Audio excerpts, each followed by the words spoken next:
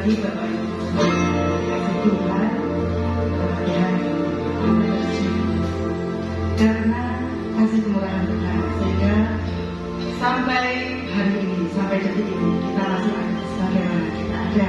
Kita mau bersyukur kepada Allah, sebabnya Allah yang berkuasa, Allah yang menjadikan segala kehidupan, sebab Dia baik di dalam hidup.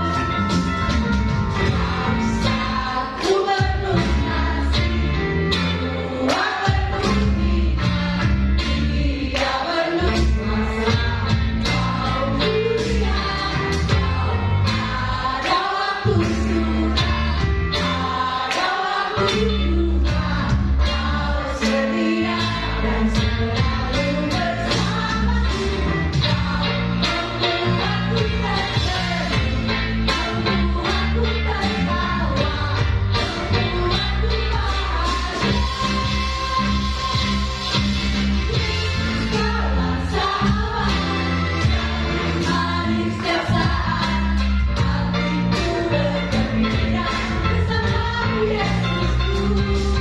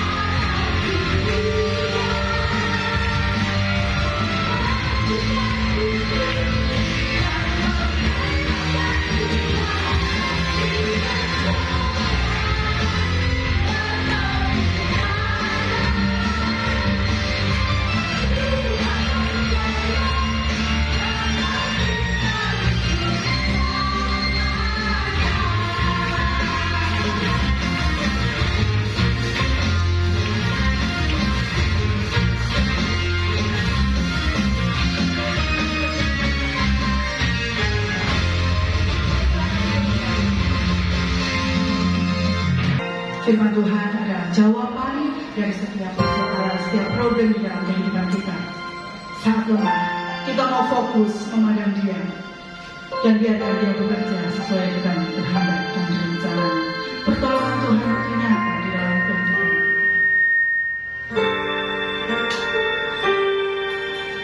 Hatiku tenang berada denganmu, Kaulah jawaban hidupku. Hatiku tenang berada denganmu, Kau yang pelihara hidupku. Pertolonganmu begitu ajaib, Kau yang mengikat hatiku. Di saat aku tak sanggup lagi, di situ tanganmu bekerja. Pertolonganmu begitu ajaib, Kau tak mengikat hatiku. Tertuju padamu,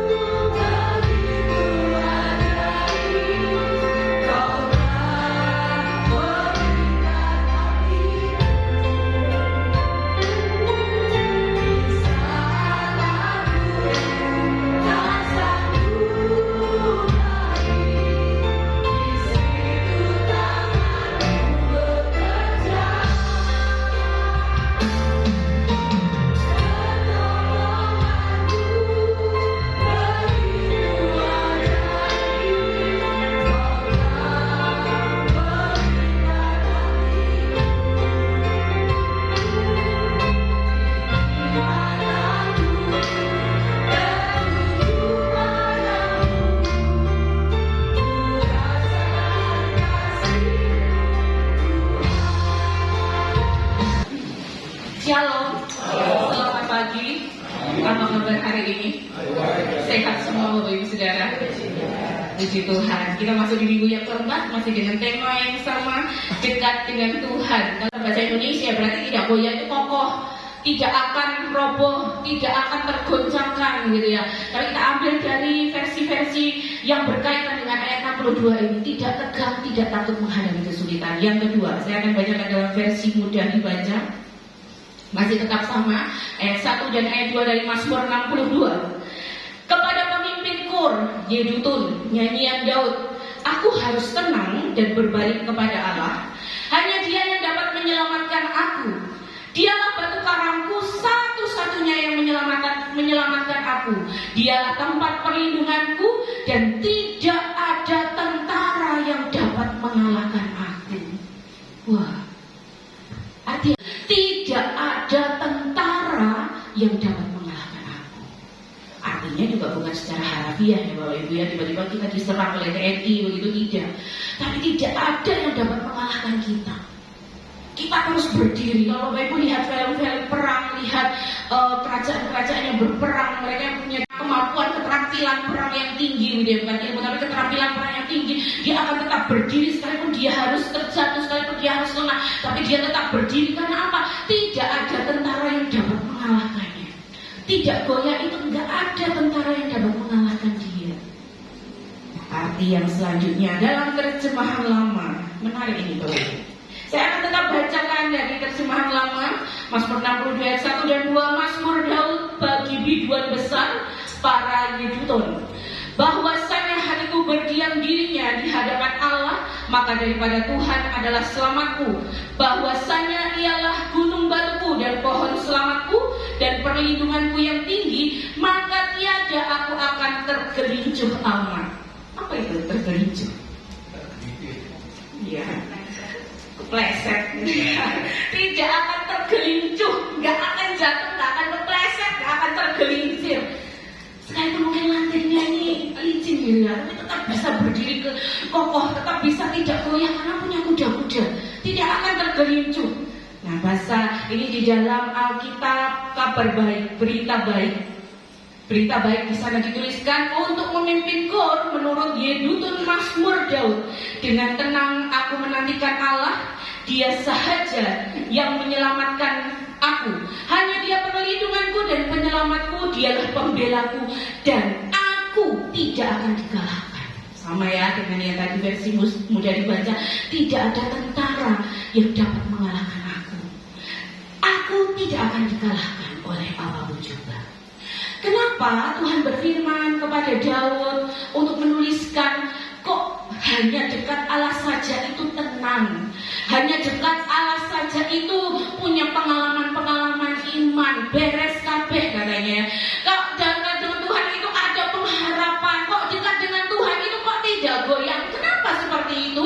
Karena di dalam dunia ini ada masa-masa di mana umat Allah itu akan mengalami yang namanya tegang.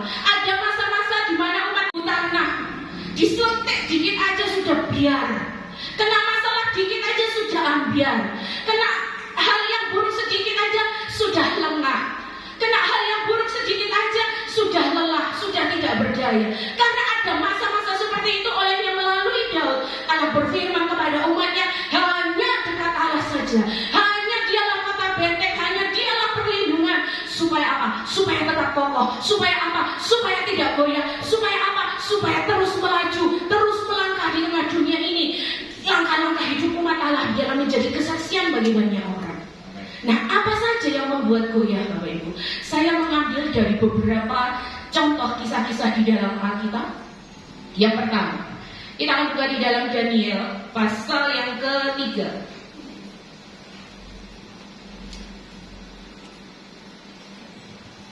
Kalau kita sudah bicara tentang Daniel pasal yang ketiga, Bapak Ibu sudah tahu ceritanya ya.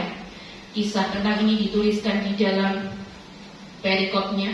Kita akan baca di dalam ayat yang ke-17 dan ayat yang ke-18. Kita baca bersama-sama Bapak Ibu.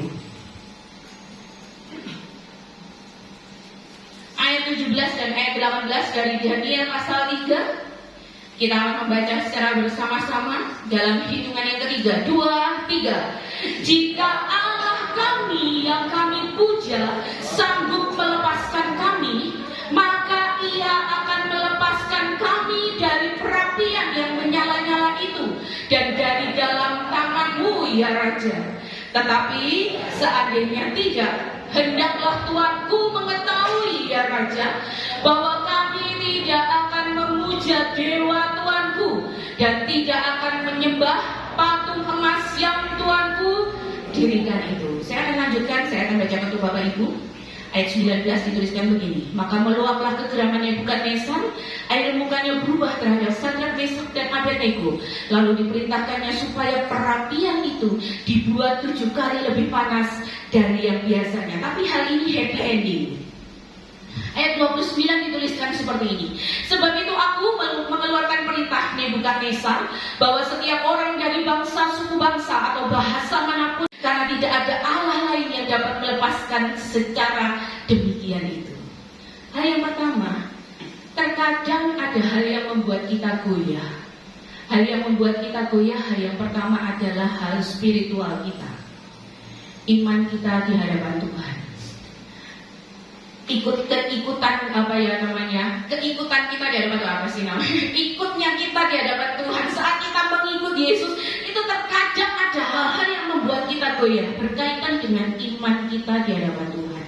Sadrak, Mesak, dan Abednego bersama Daniel, mereka dibawa tawanan, dibawa dari Israel menuju ke Babel dan dewa-dewa di negara Babel. Tetapi apa yang terjadi? Hidup mereka tetap kokoh di dalam Tuhan. Hidup mereka tidak goyah di hadapan Tuhan. Dikatakan bahwa suatu kali Nebukadnezar ini membuat patung. Dari semua menteri, dari semua pejabat istananya, dari semua yang ada harus menyembah kepada patung ini. Terus kemudian ada satu yang melaporkan kepada Raja Nebukadnezar bahwa tuanku, pejabat yang tuanku bawa dari negeri Israel sana tidak mau menyembah kepada patung ini. Dia adalah Sadrak, Mesak, dan Abednego. Lalu dipanggilnya Sadrak, Mesak, dan Abednego ini untuk menghadap kepada raja. Ketika ada bunyi sangkakala, bunyi-bunyian, ketika ada ditiup ceracap, menyembahlah, sujudlah kepada patung ini, karena semuanya diwajibkan untuk sujud menyembah ke patung ini. Tapi apa yang dikatakan oleh Nebukadnezar, oleh Sadrak, Mesak, dan Abednego, jika Allah sanggup untuk menolong aku, maka aku akan terlepas dari perapian ini. Tetapi jika Allahku tidak sanggup menolong aku, kami pun tetap tidak akan menyembah kepada patung itu. Pendirian mereka kuat, Bapak. Pendirian mereka kokoh. Mereka tahu kepada siapa mereka percaya. Mereka tahu kepada siapa mereka menyembah. Mereka tahu kepada siapa Allah yang menyelamatkan hidup mereka. Mereka tidak tergoncangkan sekalipun mereka ada di area orang-orang Babel. Mereka pada menyembah kepada dewa-dewa mereka. Mereka memuja kepada patung-patung sesembahan mereka. Mereka memuja kepada roh-roh yang tidak jelas. Tetapi Sadrak, Mesak, dan Abednego tetap tidak goyah pada pendiriannya, bahwa kepada Allah sajalah aku datang menyembah. Bahwa kepada Allah sajalah aku ini percaya. Bahwa kepada Allah sajalah aku ini memberikan hidupku sepenuhnya. Itu hal yang pertama. Yang seringkali menggoncang hidup kita adalah masalah keimanan kita. Masih percaya dengan Tuhan atau tidak? Masih sanggup untuk berserah kepada Tuhan atau tidak? Hal yang kedua yang terkadang membuat kita goyah, kita akan buka di dalam Ayub. Ayub pasal 1, kita baca bersama-sama lagi ya Bapak Ibu, ayat 20 sampai ayat 22. Kemudian disambung Ayub pasal 2 ayat yang ke-8 dan ke-9. Ayub 1 ayat yang ke-20 sampai 22 kita akan baca bersama-sama dalam hitungan yang ketiga. Bapak Ibu sudah menemukannya? Kita akan baca bersama-sama. 2, 3. Maka berdirilah Ayub, lalu mengoyak jubahnya dan mencukur kepalanya. Kemudian sujudlah ia dan menyembah, katanya, dengan telanjang aku keluar dari kandungan ibuku, dengan telanjang juga aku akan kembali ke dalamnya. Tuhan yang memberi, Tuhan yang mengambil, terpujilah nama Tuhan. 22. Dalam kesemuanya itu Ayub tidak berbuat dosa dan tidak menuduh Allah berbuat yang kurang patut. Ayub 2 ayat 8 dan 9. Kembali kita baca bersama-sama. Bapak Ibu tinggal geser sedikit. Hitungan ketiga mulai baca. 2, 3. Lalu Ayub mengambil sekeping beling untuk menggaruk-garuk badannya sambil duduk di tengah-tengah abu. Maka berkatalah istrinya kepadanya, masih bertekunkah engkau dalam kesalehanmu? Kutukilah Allahmu dan matilah. Simpel ya istrinya ini ya. Masih bertekunkah engkau dengan kesalehanmu? Sudahlah, kutuki Allahmu dan kemudian kamu mati. Bapak Ibu, hal yang kedua, apa yang membuat kita goyah yang seringkali ada? Masalah fisik, keseharian, baik itu tubuh, baik itu yang ada di sekitar kita, baik keluarga kita, ekonomi, apalagi masalah anak-anak kita, masalah sekolah anak-anak, dan hal-hal yang ada di sekitar kita. Ayub mengalami satu ujian yang boleh dibilang berat buat dia.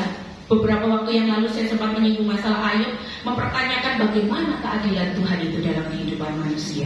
Konsep orang berpikir pada waktu itu, ketika seorang berbuat saleh, ketika seorang hidup saleh, maka Tuhan baik kepada dia, Tuhan memberkati dia. Tapi ketika seorang berbuat dosa, itu maka kutuk Tuhan ada di dalam hidupnya. Itu keadilan menurut manusia. Tapi bagaimanakah konsep keadilan menurut Tuhan? Dalam kesalehannya, Ayub dihancurkan bertubi-tubi, dia dihancurkan dengan luar biasa. Di dalam ayat yang pasal yang pertama berdiri mengoyakkan jubahnya, mencukur kepalanya. Dengan telanjang aku keluar dari rahim ibuku. Dengan telanjang aku kembali ke dalamnya. Tuhan yang memberi, Tuhan yang mengambil. Dalam kesengsaraannya Ayub, dalam kesulitannya Ayub, dalam titik terendahnya Ayub masih bisa mengatakan terpujilah nama Tuhan. Yang dia masih bilang dalam semuanya itu Ayub tidak berbuat dosa. Dia tidak menuduh Allah yang tidak-tidak. Di pasal yang kedua, tubuhnya sudah mulai penyakitan. Dikatakan dia ambil beling untuk menggaruk-garuk. Mungkin sebuah posisi, sebuah kondisi gatal yang sangat luar biasa. Sudah gatal, panas. Waktu saya masih di Batam, saya pernah, ini musim angin-angin gini, biasanya virus banyak ya Bapak Ibu ya. Ada yang dinamakan mouth and foot disease ya, penyakit mulut dan kaki. Itu kalau terkenalnya flu Singapura kayak gitu ya. Kalau saya juga menyerang kepala, waktu itu Matthew duluan yang sakit. Pak Sam mau berangkat ke Jakarta, Pak Sam kuliah di Batu. Matthew duluan yang sakit, dipikirnya DB. Kalau DB dia harus opnam, ternyata bukan DB, yaitu flu Singapura itu. Saya berpikir saya aman-aman saja karena kondisi saya fit. Tapi ternyata 3 hari setelah Pak Sam berangkat Senin ya, hari Rabu, Kamis itu saya yang kena. Jadi kaki, mulut ini sariawan penuh dan kepala. Kemudian setelah kena seperti itu tuh gatalnya luar biasa. Kalau digaruk lecet, kalau nggak digaruk itu panas dan gatal. Akhirnya ya apa ini saya sampai pakai sarung tangan sama kaos kaki karena nggak boleh kena lagi. Nanti kalau kena lagi ke anak bisa tertular lagi, katanya begitu ya. Jadi sampai seperti itu. Nah, saya membayangkan Ayub ini, mungkin dia mengalami satu kondisi fisik yang luar biasa. Sudah gatal, panas, nggak ngerti lagi yang harus dirasakan. Dia menggaruk-garuk seluruh tubuhnya. Datanglah istrinya. Masih bertekun tak kamu?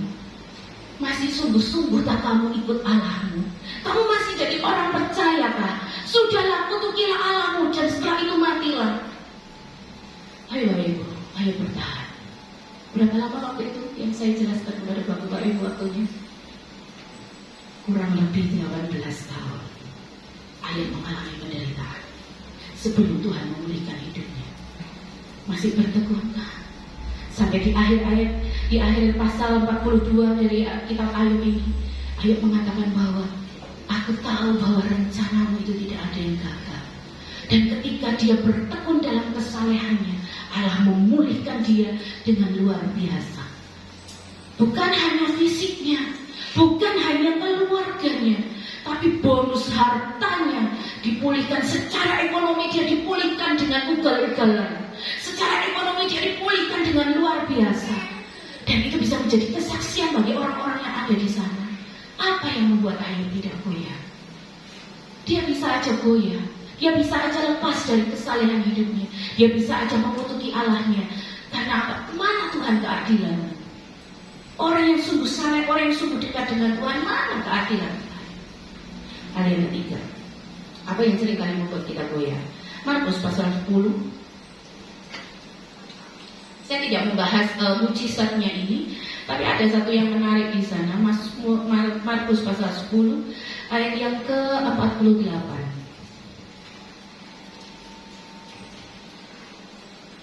Kita akan baca saja mulai ayat 46 ya Bapak Ibu ya. Kita baca lagi bersama-sama.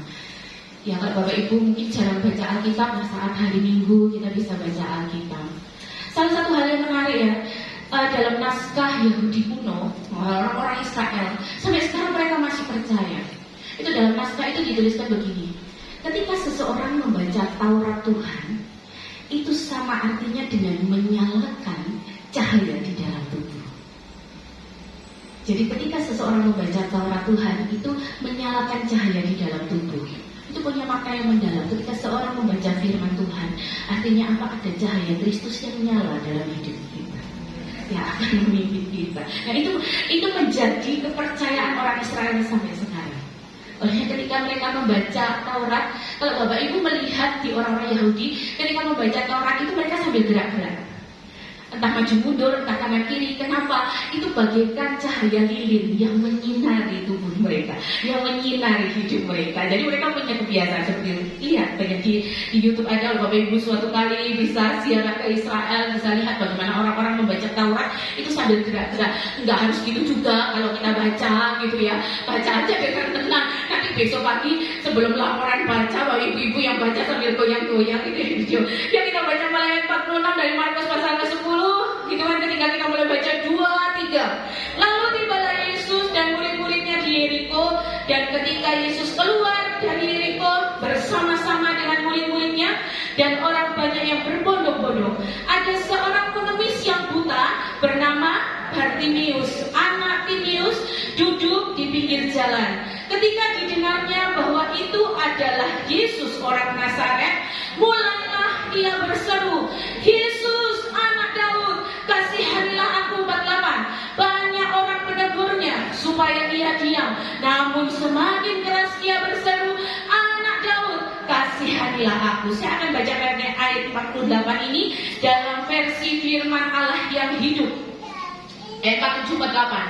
47 dituliskan begini, waktu Bartimius mendengar bahwa Yesus dari Nazaret sudah dekat, ia mulai berteriak, "Yesus, anak Daud, kasihanilah saya." Ayat 48. Diam, bentak beberapa orang kepadanya, tetapi ia justru berteriak semakin keras, "Oh anak Daud, kasihanilah saya."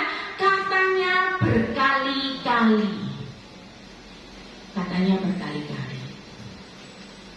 Nah, hal yang seringkali membuat kita goyah juga sosial, lingkungan sekitar kita. Ini tadi ketika Bartimius ini mendengar bahwa Yesus ada di kota Yeriko, dia tahu siapa itu. Firman Tuhan memang tidak tuliskan dari mana Bartimius ini tahu, tapi dia mengenal siapa orang yang lewat di situ. Ketika orang ini lewat, ketika Yesus ini lewat, Bartimius ini berseru, "Yesus, anak Daud, kasihanilah aku." Kalau di dalam terjemahan baru dituliskan banyak orang yang menegurnya, banyak orang yang memperingatkannya.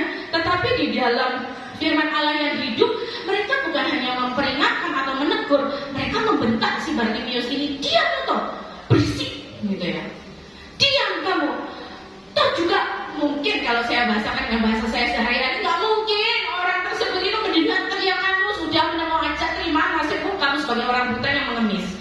Tetapi ketika semakin dibentak, semakin ditegur, semakin diperingatkan, ia justru berteriak makin keras, "Yesus, anak Daud, kasihanilah aku." Terkadang sekitar kita, lingkungan kita ini membuat kita goyah. "Wis terima nasibmu, kamu memang seperti itu. Sudahlah, jadi apa? Untuk apa jadi orang Kristen bertahun-tahun? Toh kamu juga nggak berubah hidupnya." Bapak Ibu, menarik ya, ngotot Bartimius ini. Ketika lingkungan sekitar mulai meragukan dia, ketika lingkungan sekitar mulai mencegah dia, ketika lingkungan sekitar ini mulai menghambat dia, bukannya dia semakin lemas, tapi dia justru semakin ngotot, dia justru semakin teriak keras-keras. Sampai akhirnya happy ending juga. Yesus berhenti dan dia menoleh, "Panggillah Bartimius ini kemari." Dia, anak-anak masih baca Alkitab? Masih typer? Saya permisi ya Mas Prayen, saya ambil kemarin statementnya. Saya dulu di Surabaya itu katam 3 kali. Wah, ini PR buat bapak-bapak ini. Ayo tahun depan baca Alkitab. Yang pertama, mengenal Allah. Allah tidak dapat dimengerti, tapi Allah dapat dikenal melalui firman Tuhan. Kalau kita nggak pernah baca Alkitab, kita nggak pernah tahu siapa